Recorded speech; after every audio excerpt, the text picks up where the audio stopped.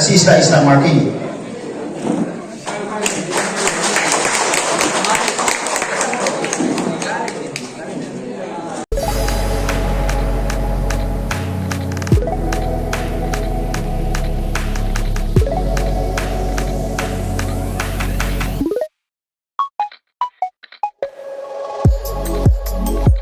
Kasi kumba hong nagsuba, mutong bawasan and mutong kali medical yan sa lawan, sa hong nagsuba ko yung patong sa diba, kasi wala masih handa ay na, kasi dapat ko si luwag yes, si President Diba, luwag na patyarada, sina wajamin dyan po, kasi wala masih hindi pa mapuwi na nagsunod na binamda ay wajaw ko sila. Matanda, Captain Ice Amarenda Singh, Sotis, gold medalist, kay kakabo so, kaya hindi na kita magda, kasi kakabo ko sila rin. Matanda, Iwan Desa Sino, hubong pikiba, kaya Iwan Desa ex-president, lifetime member ng pikiba, kahit kung mga namatik sa apa, Professor, motong babaton, masyado so, guys, na bilang sila rin ko sila rin. Matanda, Otrapur, MA School की head master lagi nama, kausi na, nang kami lagi president lagi ba, kahit kung naman sa ba, kaulo bang, jadi mo das ng election di kanila ko sila. Matanda, lasigi, kaulo lasigi, akan nawawala lagi ba, ni mga pacar motong Profesor Kumar Singh, Doctor of Business Administration, Scholar ESCGI, International School of Business, Paris, France. Kaya ilaw, dahil sa mga sila kita. Dahil kung magdating sa araw, kasi nga, pag-magi po mga galing sila ko na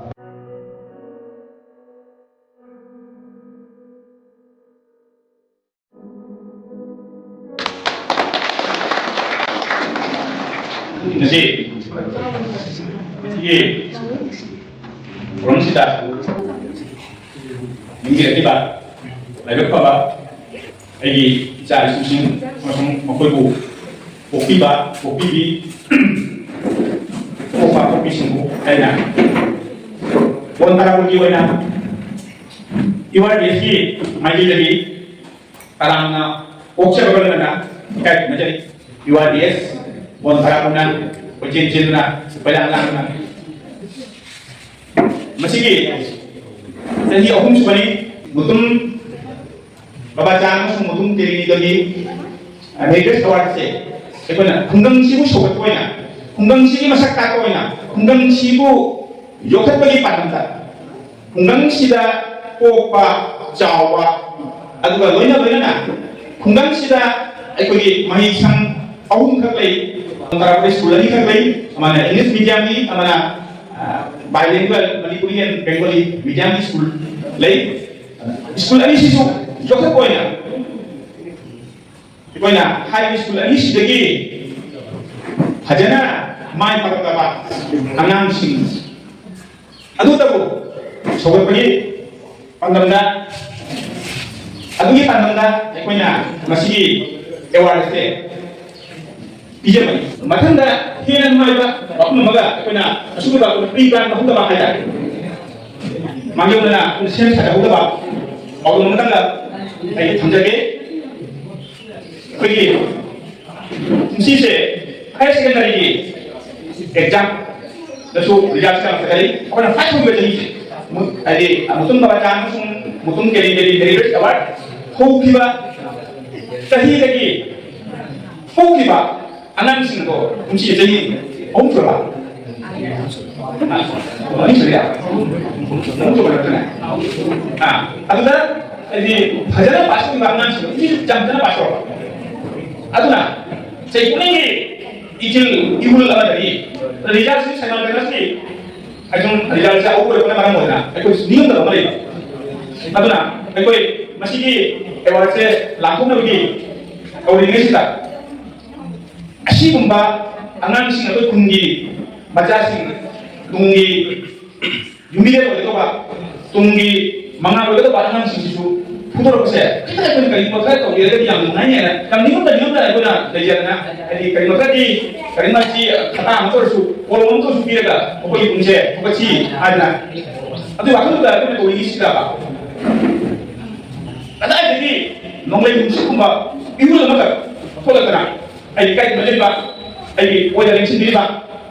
iwa desi honda president iwa desi ko odokilamba hojiksu lamjin diriba koi oja professor mutumba batona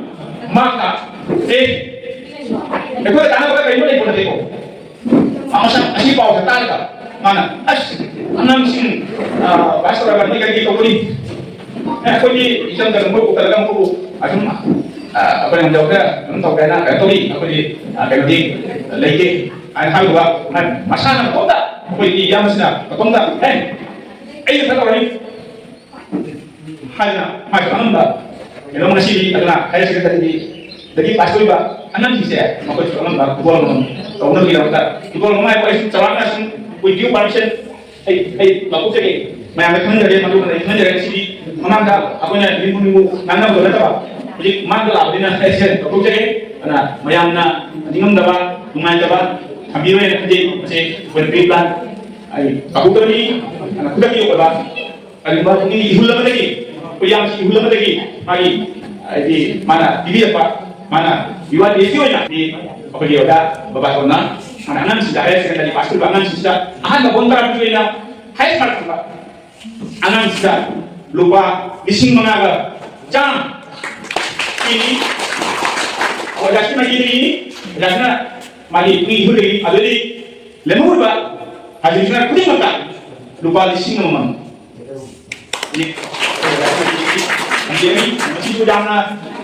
Bajagi posisi dah mana jadi anang sih tuh imba apa betul tuh imba asih dah mana bajasi kuina aku ni tahu tahu kan kau na leader na jangan dekat na jangan puna jangan cang puna kami mana dinding lawa boleh semua saya aku puna kita lagi tahu aku apa pura lah asih kan ada barang di kau dah sebab kau cari makan apa makan mati makan apa sih ada makan pun je jangan kau dapat Kalau matang-matang program masih cepat betul kan? Masih, kalau di tai tadi tinggi pak, sehingga betul betul matang. Di pun aku di pak, kalau di baca mencoba betul betul kami nak kita baca. Kalau di masih jaraba, kalau di GP presiden di nomini di pak, berkata cuci lana betul betul kami nak kita baca di sini jadi.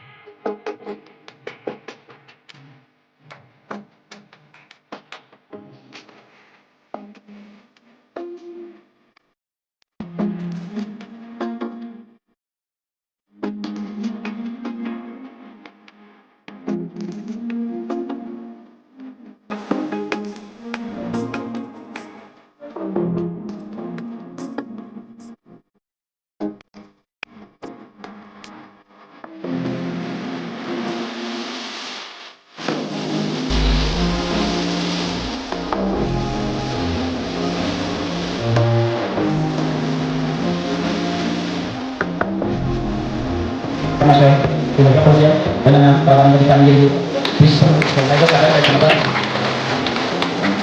ada deh itu iya pak betul Pradeep Kumar Sinha Director of Business Administration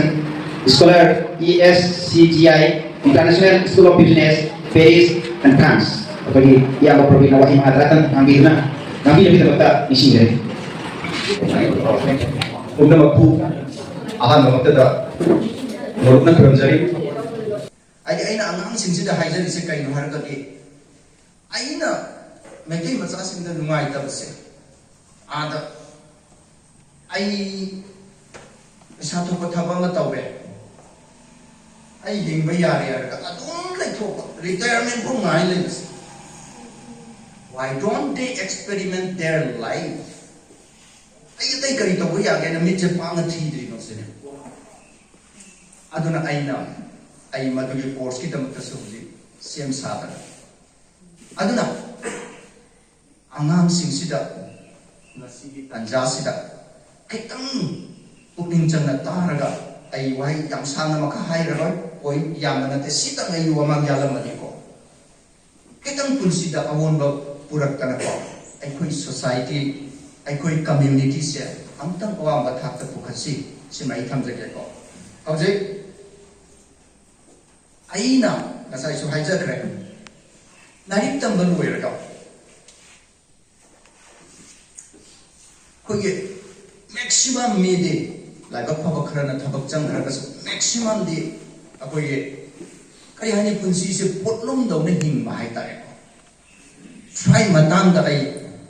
masik kari ito ino hay siya simta ay clear taw jagay ko ay na thin na jaba to ne ay na ay di management tambasida ko gitar mo bhaktam ni kari tar mo hay ragadi blue ocean strategy hay samudra gi ising se yamna luragadi mathak tagi sumai yeng masida muraina no kuiyo muraina na ai tanzam da indian ocean gi mayai koirak na hai tare agoi hi tong hi ai ta chobai hi ni ko sima kha da yeng da hangoi bam yaw ye ko che thingjal laga kana to ba si muraina na ta ba hai tare blue ocean strategy se masik karino hai dri hai ta ai masih mayek siang naba ai koi na heng naba wala ma khatang ai ahan da tham jage ko karino haira ga de ai koi na ai isa da so khoi na larik tam ni da oja sin ai koi de advice am ko pi kari advice no haira ga de ibungo kan no bano punsi mai pa ka same advice ya koi na oja wa ra ma tam da angang da dum pi hai no lang no hai kan no bano punsi mi oi hodari no wa ni ko hojik su adugi advice ya adu mo period prithivi sina so yang hongre wantara pur se lekhom le na marak le ram ni ising chaw ba kan da ko college na ma kan da phungrau thekal la ka sentence oi da ya laga cheng bed sina nangan da ya laga donmi ba palonga ko khong chat laga ami khong ba da khong ham do ga senden to ma ga siljar rong chala lai tam ba se hojik ti thongan da gari yaw ra ni koilas thara ka ni asuk yang hong raba matam si hobda akoi na ibungo kawai yaw na dari tamu ni oi na ba hai bit advice hojik su dum pi di ibidi yang hong re advice ti hong dri masiki advice si chumdori ra landori ra se aina chummi su hajiro la le su hajiro magi analysis ang kaptan ni kudong moina sida le ba ngang sing sida hai ra si ai ngoi bema noi si dei thok ra lai phajan tam ga ta ni ni wei ta ba ya di ngau san nan si yeng da superficially yam phaja ba advice dia oje angang sing su advice la ure ba yes chumin he ai ngau san roi ai lai phajan tam ga ni oje angang si lai phajan tam na tuya ko ga la ka yaw bai tuel sidagi mu ma se degree loire degree sidagi mu ma se master loire MA pass tore nuai ra MA dagi mu nang kari tau dori ai research tau ke PhD solution ge yes PhD loire PhD loire matung da di ibu mo nang kari tau dori ibe ma kari tau dori ahan ka di wakal se roi chau dori ni ai PhD degree pai ra bani na ai kari tau ko ya ge ado PhD di som da no ma ge Manipur da ina khabar da pa da no me ani na trau no me and that means sahi ma da PhD se chatru chatre te dum thoe som da PhD du na changba ya ba post ti manga tara de hen de manga tara du marai ba phadar ma change lemo ri ba mayam se ang ning ba kai na amok khan ba hore thare PhD sine yarak tra ga de ai rai ba ta tamam dar ga de degree su ri pai de ai master level ki idea na ge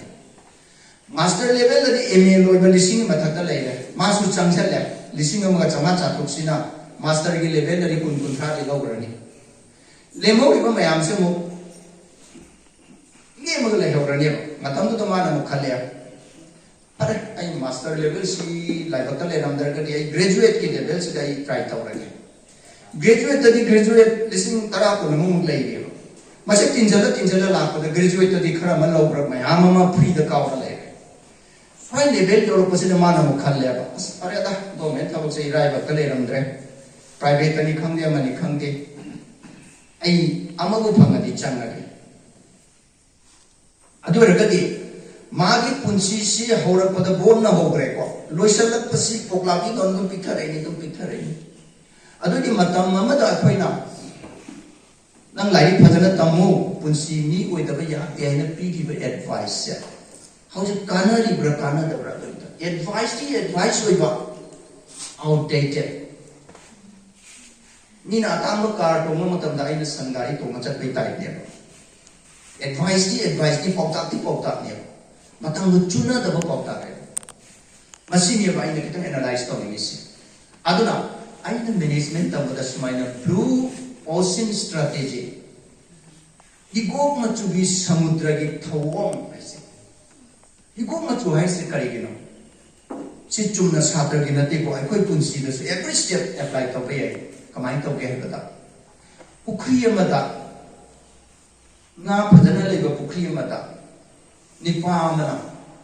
in thar ga nga pare ma nga chau chau pare ma in thar gre ga ama muk sang chale ma so chau ga pha bi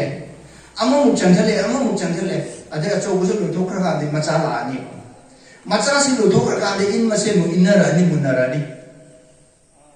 sam pukri gi sing ga pung nei ra ni aduna samudra da su nga lay basi mayam hukchan dana nai dana pha taragadi achau bo pharam basi pikharani pikhaba pharam basi mamai kadi pha ba phanga roya adubo mi chandri ba samudra sangana na taru na lay ba masai andamani ko bodo thengna re hekta taru elephant beach ka hai sigi side ta chakra de ising se ibang yaw ngai lui tharoi nahi dong lui adukumba mi chandri ba mafam amada aina nga se pharo ragadi ai yam phadori ne achokko su phadori ne ning tumna su phadori ne masigi bhag oi damna ne imphal daga tawri se amana school link kre ha di khar kana re amma mun link khala ni mamai tadi छात्रना school दा मिंग चंगे चलम बसे ओजाना छात्र की जुंद लागा को इधर चंदी वने को में फिरम दले सिनिसे सिबु करी को गे दा कॉपी कैट एंटरप्रेन्योर है नी न तो मतम तम दे ngai le aduna ai school था तो की बसे ai की कुछ से कॉपी कैट की कोई होय noi तो जरो मम noi तो जरो काई में मन सिकी पिरा कनो अबा noi hingga ba tawdara ay ngada play pira kanu ay tongan ng ibichat adu eragadi icha simsia nina naidra nga phado karwa pukri tu da ngasi paisa thada raga chahi tarai matunga icha si so muk langsan lang ju phaba yaw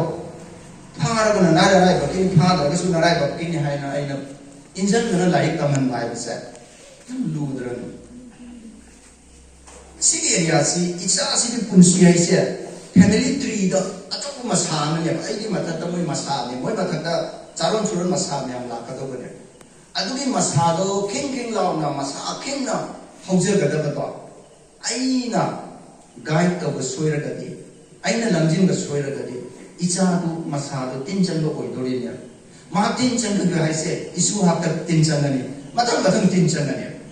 Aduh kadi, ai kau ni wakal sia. Advice pilih ni hari so outdated advice ya. Kau yang Jackson macamnya, memang ni ada kau lari gaya lari pun mina ngangkau pasal doi cuma nak kerja. But I isabi mobile update tahu dari mobile phone tahu ya kita na software update tahu dari. I su knowledge update tahu macamnya. Aduna, angang singsi dah aina hai ni share. Lain tam ni aina tam macam. Aye vision ama nang tambal orang tahu tiga lagi ngau ni tahu tiga tu nanti apa tammi ni lagi aye isi ke target tak aduk mau pun tu lagi aye lari tambal orang pada tahu tiga awal lagi hai tu coach se kang na lari tam hoba madunia ba blue ocean mina chandri ba inau no ba area ba ina thira ka adu area tu ngal lagi bo ba tai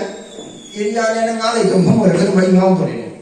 adu na hojik te ki wakal yang thada si isa sa inaw sa ko noi metric pass to bol pass to sing se similar le ko blue ocean strategy sima adu bo kana mo Letting very problem. Kan 하우스에서 진일이고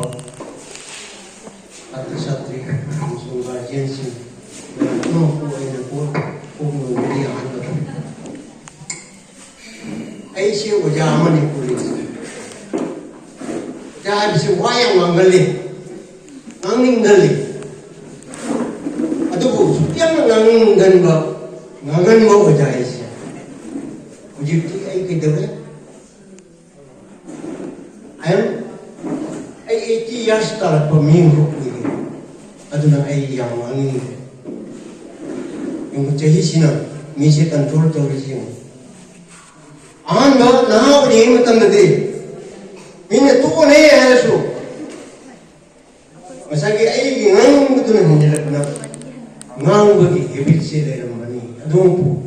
anu sila ko matam sila di ingang bagi wapum sila leite aduga wakalondasu masagi amma thoraga amma sangiba samdenno ba yadaba adu mai tise engonda phawro masi ai tomda gida ai mayam na wangam ai thuni it is masi natural ai di mu basi olakani kara chawrakani angang olakani chawrakani dugedi pakang pharakani adui nupingang thirakani dugiti anurakani mi punamuk se poje tu me to dunang ka sagi dum no imangi aduna aduki stage to the replay aduna ngang sinsida in haning ekwen hingmi matam chang pringi ingking naw na adi trong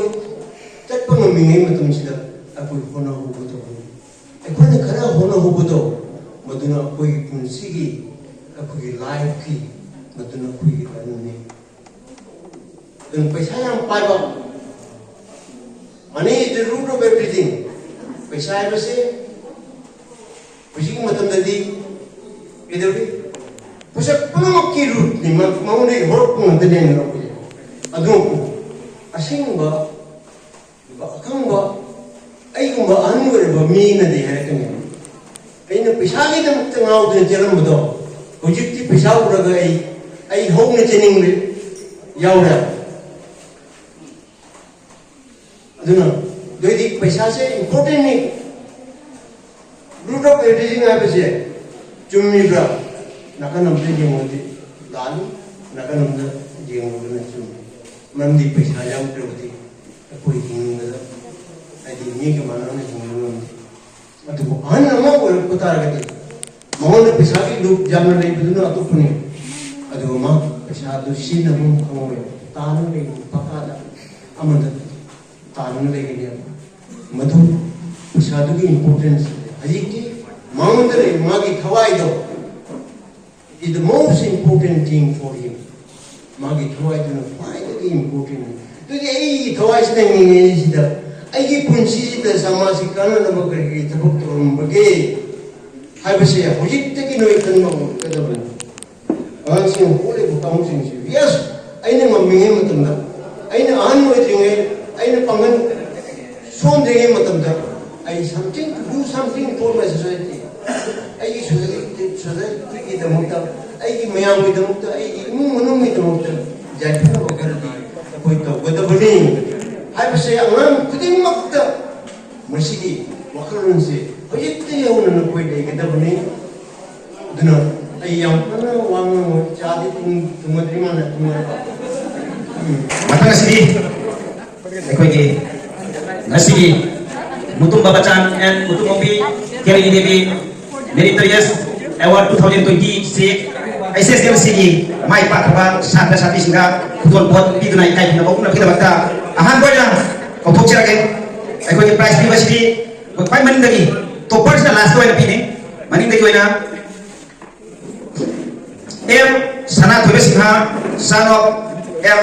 Lal Babu Singha perkabaran Denmark 600 ta mana papa mana sehingga 363 pangi mau kudol korasi pipi nabi kita bakta ekoi ki kangabam maning honbo kosin jari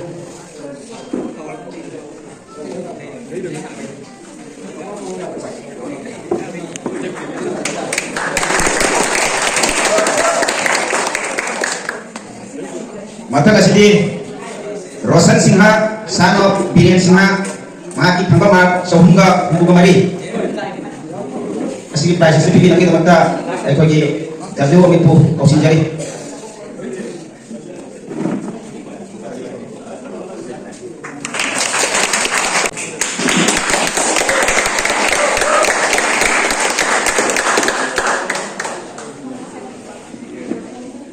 Matanga o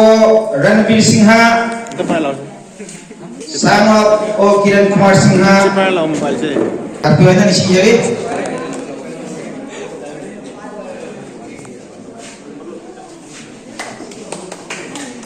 Asi price to pipi lagi tamata, aku je kengapa mani mundu Nishijari. Satra Satri Singh prize Panglaw Matunda Anjiba Jaroy Maram di Okoy Sunhak program Aki Garcia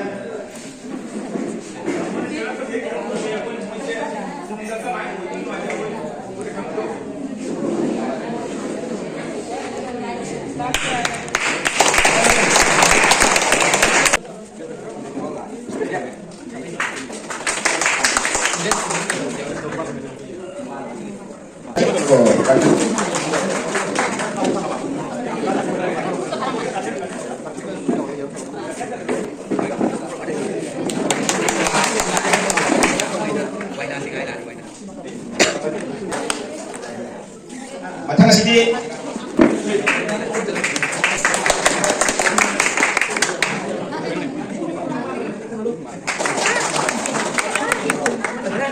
Matanga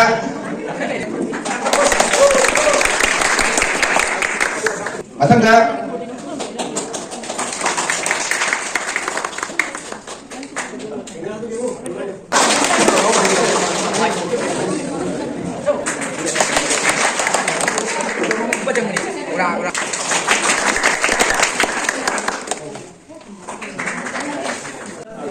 Sisa Isa Martin.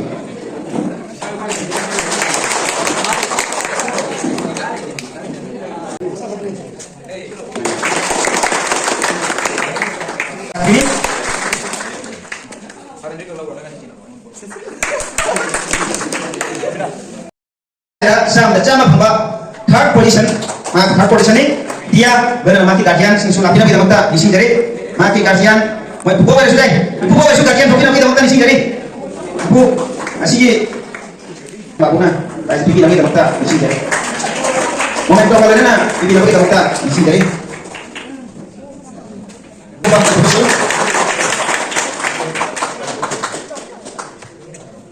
first position dari Pak Langlen Sinha, Maka Pop Kiming, MG Chandra Kumar, Apop Kiming, M Devika. Maka kes mana lupa listing tare. Wajana momentum plus certificate of Yogi Mata. Eko iya mbak mutum pergi lagi. Bukan polisi of Yogi Mata listing jadi. Langlen kita mata main mau buka batang punya sih. Tunggu su, mai pak pois nung, kontra pergi ming apa kita mata perkuyu, ada pergi maju lagi su, arsipat kalau nana board bisa.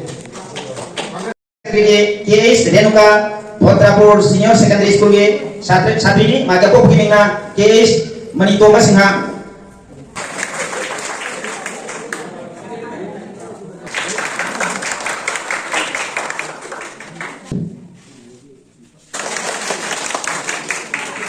Matanga case मेरी Sinha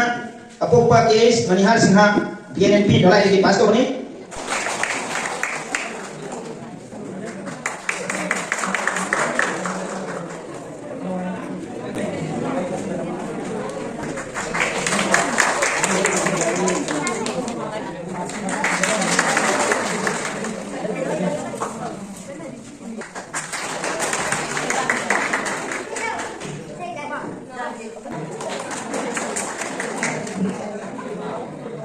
Roger. Kita topar bari ba. Aikogi mutum Sujata Sinha. Apo pakai dirba Saitadit Sinha. Mak DNP dolai lagi. Pas kau ni mak ya pun nama Syamriga unda taruh pangi full mark 500 jamada. Agak cari sudah tak kita tahu apa yang punya sih. Aduga. Masih highest mark kiwena lupa lising mga sama. Asia ko kakak bapak pun lagi. Rogi dapat tak lising jari.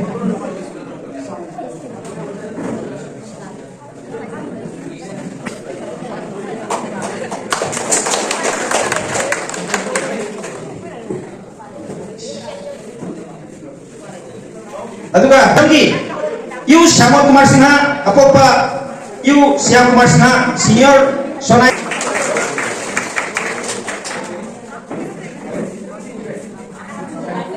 makoi dagi alam da mangal tra pudor kani habse ko asama tane mama mapa besi dia ko maheno thami bido